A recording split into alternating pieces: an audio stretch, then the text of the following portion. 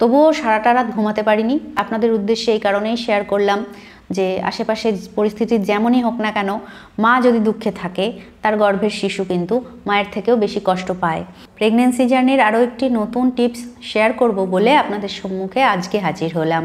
বিগত 2 দিনে জীবনে একটা অনেক বড় পরিবর্তন ঘটে গেছে। আমার একজন প্রিয় মানুষকে হারিয়েছি। আমার দিদা গতকাল পরলোক গমন করেছেন। সকালবেলায় ঘুম থেকে উঠতে না উঠতেই সেই খবরটা আমি পাই এবং যেহেতু এই অবস্থায় মানে এই প্রেগনেন্সির 3rd ট্রাইমেস্টারে কোনো জায়গায় কোনো শ্রাদ্ধ বাড়ি বা মৃত মানুষকে দেখতে যেতে নেই, এই কারণে আমি যেতে পারিনি। আর কালকের দিনটায় সকাল থেকে যখন থেকেই ওই খবরটা আমি শুনেছি তখন থেকেই মনটা ভারাক্রান্ত হয়েছিল। কিছু সময়ের জন্য কান্নাকাটি করেছি এবং মনটা এত খারাপ ছিল যে আমি আমার এই মনের দুঃখটা প্রকাশ করতে পারছিলাম না, কাউকে বলতে পারছিলাম না, শেয়ার করতে পারছিলাম না। আসল কথা কি জানেন, যখন ভালো সময় থাকে তখন মানুষের পাশে দাঁড়ানোর মতন মানুষের অভাব হয় না। আনন্দের ভাগ সবাই নিতে চলে আসে, কিন্তু এই দুঃখের ভাগিদার কেউ হয় না। নিজের মনকে সান্ত্বনা দেওয়া ছাড়া কোনো উপায় আমি খুঁজে পাচ্ছিলাম না। এর ফলে এই যে কষ্ট বা কাউকে এই দুঃখটা প্রকাশ না করতে পারা, শেয়ার না করতে পারা, মনের মধ্যে গুমড়ে গুমড়ে থাকা, এই কারণের জন্য কিন্তু কালকের দিনটা আমার ভীষণ খারাপ গেছে। এবং আমি একটা জিনিস লক্ষ্য করলাম যে আমার পেট একদম শক্ত হয়েছিল, ভেতরে বেবি মুভমেন্ট করছিল খুব কম পরিমাণে আর ভীষণ পরিমাণে পেট শক্ত হয়েছিল। আমি বুঝতে পারছিলাম না যে এটা কেন হচ্ছিল। যেহেতু এই প্রেগনেন্সির সময় আমিও আপনাদেরকে বলেছি এবং প্রত্যেক ডাক্তারবাবুগণ থেকে শুরু করে গুরুজনেরা সবাই বলেন যে গর্ভবতী মাকে সবসময় টেনশন ফ্রি থাকা উচিত, হাসি খুশি থাকা উচিত। কিন্তু কোনো সময় জীবনে এমন কিছু কিছু পরিস্থিতি আসে যে তখন নিজের মনকে কন্ট্রোল করা যায় না, তখন খুব খারাপ লাগে, মানে কোনো কষ্টটা প্রকাশ করার কোনো ভাষা পাওয়া যায় না। তো সেরকমই একটা দিন কালকে আমার গেছে, আর এই কারণের জন্যই শরীরের ওপর এতটা এফেক্ট পড়েছিল। তো রীতিমতো সারাদিন সারা রাত ওই রকমই একটা কষ্টের মধ্যে দিয়ে কাটিয়েছি, মানসিক শারীরিক উভয় দিক থেকেই। আর পেট পুরো শক্ত হয়েছিল সারাটা দিন। আমি যতই জল খাই না কেন, অল্প বিস্তর খাবার খাচ্ছিলাম, কিছুতেই কিছু হচ্ছিল না। তারপর অনেক রাতের দিকে প্রায় 12টার দিকে গিয়ে তখন মনে হলো আস্তে আস্তে এইবার যেন পেটটা একটু নর্মাল পজিশনে আসছে। তবুও সারাটা রাত ঘুমাতে পারিনি। রাতে প্রায় 3 থেকে 4 বার উঠে উঠে বসেছিলাম। আর ভোরবেলা হওয়ার পরে আমি দেখলাম যে এরকমই যদি চলতে থাকে তাহলে আমার চেয়ে এই এফেক্টটা বাচ্চার ওপরে বেশি পড়বে। আমি যে ডাক্তারবাবুকে দেখাচ্ছি উনি আজকে থাকবেন না, এই কারণে আমি হেলথ সেন্টারে ফোন করি এবং হেলথ সেন্টার থেকে 2 জন আসেন আমার চেক আপ করার জন্য।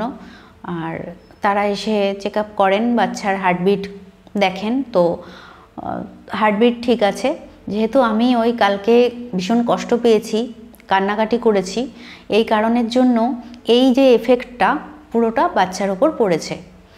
এবং বাচ্চারা এই সময়ে ভীষণ অনুভূতিপ্রবণ হয়ে থাকে, তারা মায়ের সকল উপলব্ধি কিন্তু বুঝতে পারে। এই জন্যই সকলেই বারবার করে বলেন যে প্রেগনেন্সি চলাকালীন মাকে হাসি খুশি রাখতে, মায়ের সামনে এমন কোনো কথা না বলতে যাতে মায়ের শারীরিক মানসিক ক্ষতি হয় বা টেনশন বেড়ে যায়, এরকম কিছু করার জন্য সকলেই বারণ করে থাকেন। আর যেহেতু কালকে ওই রকম একটা দুঃখজনক খবর আমি পাই, তো সারাটা দিন আমার ভীষণ খারাপ গেছিলো। আর এই কারণেই আমার গর্ভস্থ শিশুর হেলথের ওপর প্রভাব কিছুটা হলেও পড়েছিল।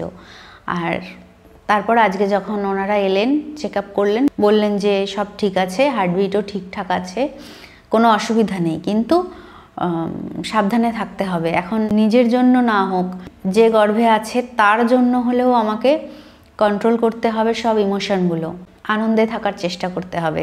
পরিস্থিতি সবসময় একরকম থাকে না। আপনাদের উদ্দেশ্যে এই কারণেই শেয়ার করলাম যে আশেপাশে পরিস্থিতি যেমনই হোক না কেন, মা যদি দুঃখে থাকে তার গর্ভের শিশু কিন্তু মায়ের থেকেও বেশি কষ্ট পায়, কারণ সে অনুভূতিপ্রবণ হয়, মায়ের উপলব্ধিগুলো সে ফিল করতে পারে। এই কারণেই কিন্তু কালকে সারাটা দিন আমার ভীষণ খারাপ গেছে এবং পেটের ওপরেও যথেষ্ট প্রভাব পড়েছে। আজকে সকাল থেকে অনেকটা রিকভারি করে উঠতে পেরেছি। আর আপনাদেরকে সবসময় এটাই বলবো যে প্রেগনেন্সি চলাকালীন দুশ্চিন্তা তো একেবারেই করবেন না, হাসি খুশি থাকার চেষ্টা করবেন, যাতে আপনার সাথে সাথে আপনার বাচ্চার হেলথটাও ভালো থাকে। এই একটা বিষয় আপনাদেরকে শেয়ার করলাম, কারণ খুব গুরুত্বপূর্ণ একটি বিষয়। আমি নিজে যেটুকু উপলব্ধি করতে পেরেছি সেটুকু আপনাদেরকে ভালোভাবে বোঝানোর চেষ্টা করলাম।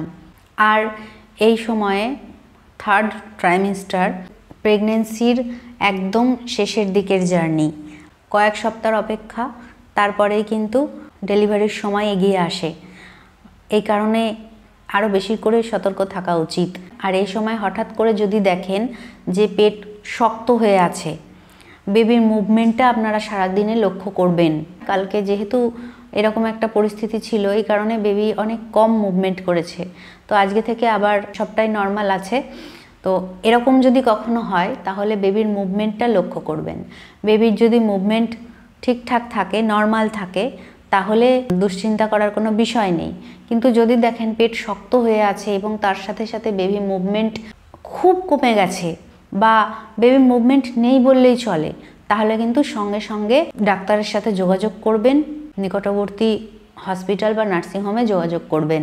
আজকে হেলথ সেন্টারের দিদিরা এসেও এই একই কথা বলে গেছেন। তো খুব গুরুত্বপূর্ণ একটি বিষয়, সেই কারণে আপনাদের সাথে শেয়ার করলাম। তো সকলে খুব ভালো থাকুন, সুস্থ থাকুন। ধন্যবাদ।